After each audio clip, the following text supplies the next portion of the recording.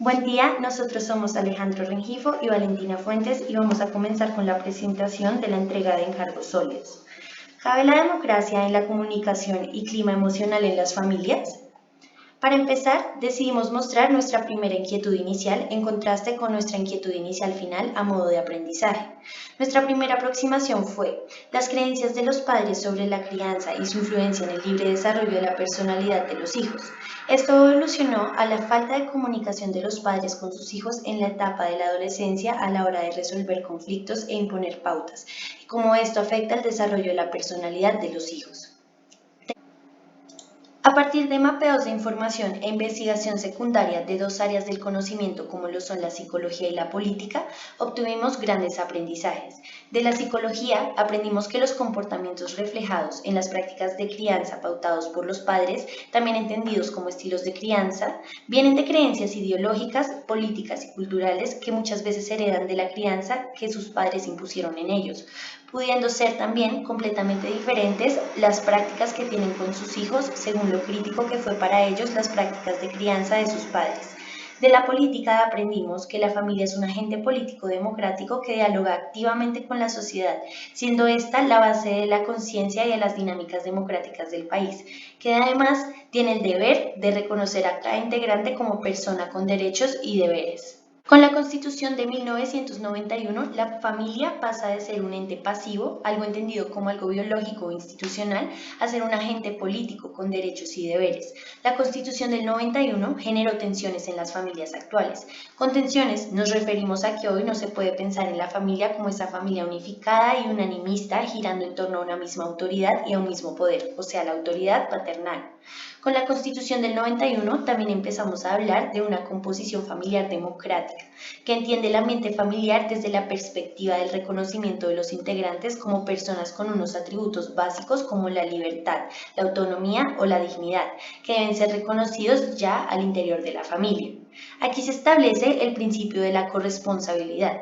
¿Quién garantiza los derechos? Un sujeto, pero un sujeto también tiene derechos y la familia tiene derechos garantizados en la Constitución, derecho a la intimidad, a la seguridad, a vivir sin violencias. La familia hoy no es un agente político, ni hegemónico, ni patriarcal.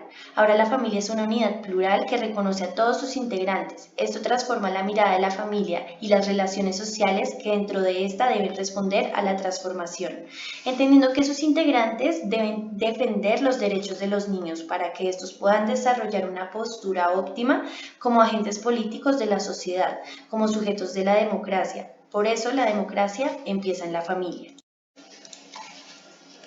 Respecto a nuestro contexto de la situación es el siguiente. Realizamos un estudio entendiendo el contexto de personas que ya pasaron por la adolescencia en las que habían prácticas y pautas realizadas por sus padres dominantes en la crianza, bajo un contexto económico privilegiado cuyos padres presentan patrones de crianza de tipo autoritarios, democráticos, permisivos e indiferentes. Nuestra situación concreta fue la siguiente. Hijos que vivieron una adolescencia caracterizada por ser poco democrática, cuyas prácticas de crianza de sus padres se ven afectadas por falta de comunicación para llegar a acuerdos equilibrados. Respecto con lo anterior, la situación concreta. Respecto a lo anterior, nuestra situación concreta fue la siguiente. Hijos que vivieron una adolescencia caracterizada por ser poco democrática, cuyas prácticas de crianza de sus padres se ven afectadas por la falta de comunicación para llegar a acuerdos equilibrados. Respecto a lo anterior, con la situación concreta, trabajamos con 5 personas. Para esto fue importante seleccionar sus estilos parentales, los cuales son el conjunto de actitudes que los padres tienen hacia sus hijos y que conjuntamente crean un determinado ambiente en el hogar donde se expresan las conductas de los padres. Entre ellos están el democrático, autoritario, permisivo e indiferente. La primera persona a presentar es Carolina Sarmiento, cuyo padre es el criador dominante. Tuvo una adolescencia basada en un entorno liberal y democrático. Hubo un punto crítico donde se enteró de la infidelidad de su padre con su madre y desde allí se rompió la confianza que ella tenía en él. Hoy en día es una persona muy liberal, aunque consciente de que la libertad excesiva fue un desacierto en su proceso de crianza. Mariana Buitrago, quien en este caso su criadora dominante es la madre, fue criada en un entorno autoritario e indiferente. Ella, con el ánimo de querer encajar en las creencias de su mamá, generó problemas de dismorfia corporal y trastornos alimenticios. Hoy en día mantiene una relación de confianza con sus padres a pesar de ser una persona muy diferente a lo que ellos esperaban que fuese. Desde su adolescencia tardía se rebeló contra el autoritarismo de sus padres. Para Daniel Coronado, su criadora dominante también es su madre. En el 2016, su padre lo cambió a un colegio público para enderezarlo y esto le demostró que su papá podía tomar cualquier decisión sin importar su opinión al respecto. Hoy en día es la persona que quiere ser, aunque siga teniendo muchos problemas de comunicación con su familia, sobre todo con su padre. Alejandro Telles, como criador dominante, tiene a su padre. Él fue criado en un entorno permisivo e indiferente.